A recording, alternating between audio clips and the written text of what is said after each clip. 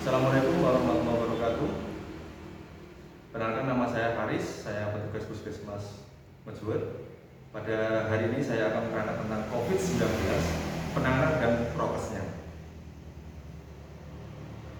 Coronavirus atau COVID telah dinyatakan sebagai pandemi dunia oleh WHO tahun 2020. Coronavirus adalah zoonosis atau virus yang ditularkan antara hewan dan manusia.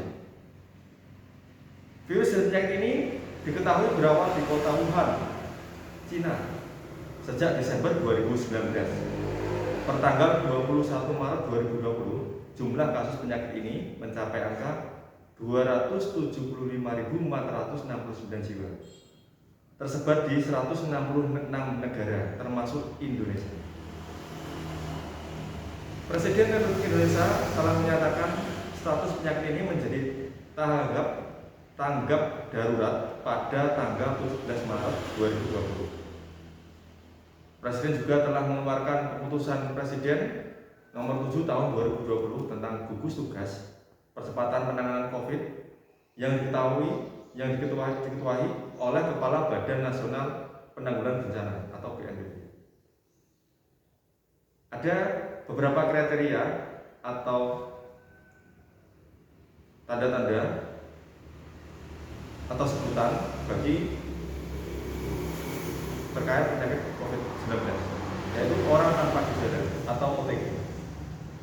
Orang yang tidak bergejala dan memiliki risiko tertular dari orang positif COVID-19. Orang tanpa gejala merupakan kontak erat dengan kasus positif COVID-19. Termasuk saya adalah juga bisa dikatakan OTG, karena saya bersinggungan terus dengan orang yang sakit COVID-19. Selama kita menggunakan masker, melakukan prokes protokol kesehatan, pakai masker, cuci tangan, jaga jarak, insya Allah aman. Orang dalam pemantauan atau ODP adalah orang yang mengalami demam lebih dari 38 derajat Celcius atau riwayat demam atau gejala gangguan sistem pernapasan seperti pilek, sakit tenggorokan, batuk, dan atau 14 hari terakhir sebelum timbul gejala memiliki riwayat perjalanan atau tinggal di negara atau wilayah yang melaporkan transmisi lokal pada sekitar kita. Di hari-hari ini banyak yang terpapar oleh virus corona. Jadi kita harus berhati-hati, tetap mentaati prokes, memakai masker, mencuci tangan, menjaga jarak, dan yang terpenting juga adalah makan makanan yang bergizi biar kita tetap sehat, imun kita kuat. Orang yang mengalami gejala gangguan sistem pernapasan seperti pilek, sakit tenggorokan, batuk, dan pada 14 hari terakhir sebelum timbul gejala memiliki riwayat kontak dengan kasus konfirmasi atau corona COVID-19 itu juga masuk dalam orang dalam pemantauan. Kalau pasien dalam pengawasan adalah orang dengan infeksi saluran pernapasan akut atau ISPA, yaitu demam lebih dari 38 derajat Celcius atau memiliki riwayat demam disertai salah satu gejala atau tanda penyakit pernapasan seperti batuk, sesak napas, sakit tenggorokan, pilek, ada pneumonia ringan hingga berat. Pada 14 hari terakhir sebelum timbul gejala memiliki riwayat perjalanan atau tinggal di negara atau wilayah yang merupakan transmisi lokal. Yang kedua adalah orang dengan demam lebih 38 derajat Celcius atau riwayat demam atau ISPA, dan pada 14 hari terakhir sebelum timbul gejala memiliki riwayat kontak dengan kasus konfirmasi atau perbuatan. Orang dengan ISPA berat atau penerima berat yang membutuhkan perawatan di rumah sakit, tidak ada penyebab lain berdasarkan gambaran klinis yang meyakinkan. Untuk konfirmasi adalah pasien yang terinfeksi COVID-19 dengan hasil pemeriksaan tes positif melalui pemeriksaan PCR. Dan juga kita sering mendengar dengan terkait komorbid.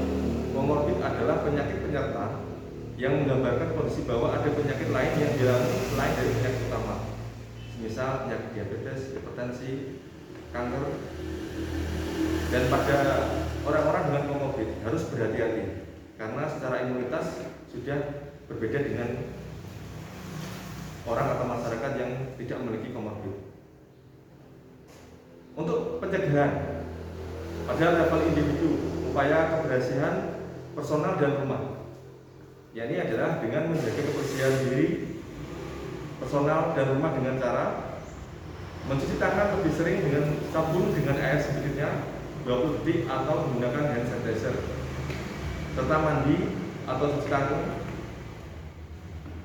sampainya rumah atau di tempat bekerja, setelah membersihkan kotoran hidung, batu atau bersin, dan ketika makan atau mengantarkan makanan. Jadi tetap usahakan mencuci tangan. Hindari menyentuh muka, hidung, dan mulut dengan tangan yang belum dicuci. Kalau kita tidak ada air atau jangkauannya jauh, bisa kita menggunakan hand sanitizer. Atau lebih baik kita selalu bawa hand sanitizer untuk lebih aman. Hindari interaksi fisik dekat dengan orang yang memiliki gejala sakit. Tutupi mulut saat batuk dan bersin dengan lengan atau ketiak atau dengan tisu, lalu langsung buang tisu ke tempat sampah dengan segera cuci tangan. Kalau kita pakai masker ya tutup saja pakai masker. Nanti kalau maskernya basah kita ganti saja. Segera mengganti baju atau mandi sampainya di rumah setelah bepergian. Bersihkan dan berikan desinfektan secara berkala pada benda-benda yang sering disentuh dan pada permukaan rumah dan perabot, semisal meja, kursi, gagang pintu, dan lain-lain. Untuk pencegahan level individu dengan peningkatan imunitas diri dan mengendalikan komorbid dalam melawan penyakit COVID-19, menjaga sistem imunitas merupakan hal yang penting, terutama untuk mengendalikan penyakit-penyakit penyerta. Terdapat beberapa hal yang dapat meningkatkan imunitas diri pada orang yang terpapar COVID-19, yaitu sebagai berikut. Dengan cara konsumsi gizi seimbang, sayuran, buah,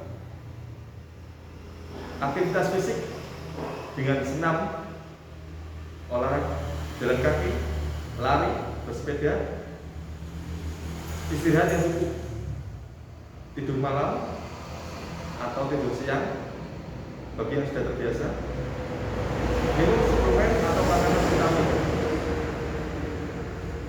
tidak merokok, mengendalikan komorbid misal diabetes, hipertensi dengan cara kontrol teratur di pelayanan kesehatan.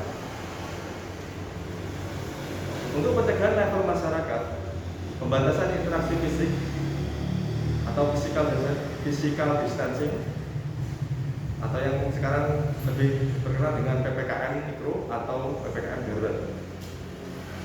Tidak berdekatan atau berkumpul di keramaian atau tempat-tempat umum. Jika terpaksa berada di tempat umum, gunakan masker. Tidak menjalankan kegiatan atau pertemuan yang melibatkan banyak peserta. Hindari melakukan perjalanan baik ke luar kota atau luar negeri. Hindari bepergian ke tempat-tempat wisata. Mengurangi berkunjung ke rumah kerabat, teman, saudara, dan mengurangi menerima kunjungan atau tamu. Mengurangi frekuensi berjalan, belanja, pergi belanja saat benar-benar butuh, usahakan bukan pada jam ramai, dan tetap menerapkan protokol kesehatan, memakai masker, menjaga jarak, menerapkan work from home, bekerja di rumah, jaga jarak dengan orang lain minimal 1 meter saat mengantri, duduk di bis atau di kendaraan umum. Untuk sementara waktu, anak sebaiknya bermain sendiri di rumah.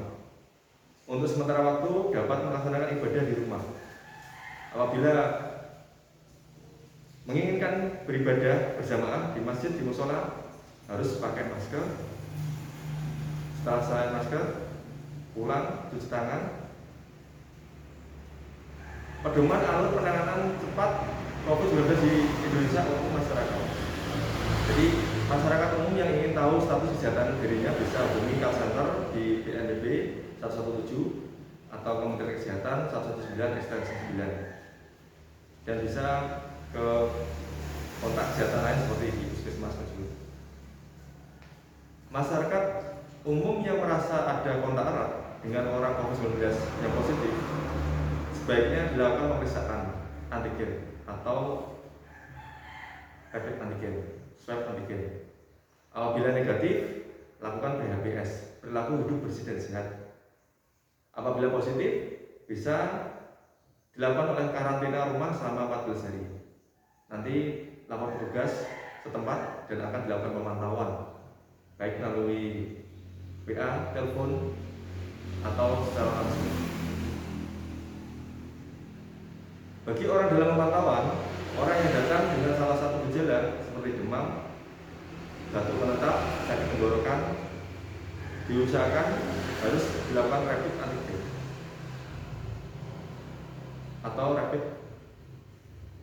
atau swab antigen atau swab PCR. Apabila hasilnya negatif, dites ulang dalam waktu 10 hari. Apabila tidak keluar, berarti sehat. Apabila hasilnya positif, isolasi di rumah. Pasien dalam pengawasan. Orang dengan gejala demam menetap seperti infeksi saluran pernapasan, peningkatan frekuensi nafas dan batuk, penurunan kesadaran juga harus dilakukan rapid test, swab antigen, swab PCR. Apabila hasilnya negatif, pengobatan sesuai gejala. Apabila positif, kondisi ringan, isolasi di rumah. Sedang, isolasi di RS darurat. Apabila berat, harus dilakukan di RS rujukan.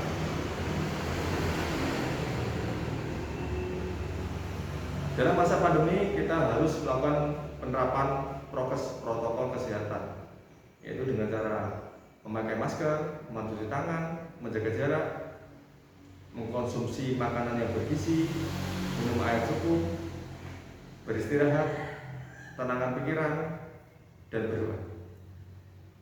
Bila taufiq wal hidayah, wassalamualaikum warahmatullahi wabarakatuh.